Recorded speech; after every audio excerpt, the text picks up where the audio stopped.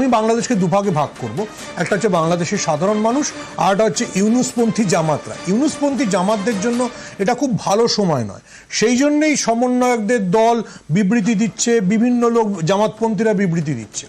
কিন্তু আমাদের যেমন একটা চিকেন নেক আছে, বাংলাদেশের একটা চিকেন নেক আছে।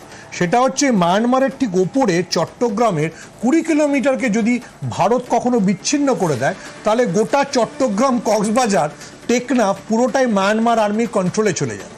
সো মানে যুদ্ধ বা কূটনীতি সবটাই হচ্ছে যে তুমি যেমন আয়না দেখাবে আমি তেমন আয়না দেখাবো।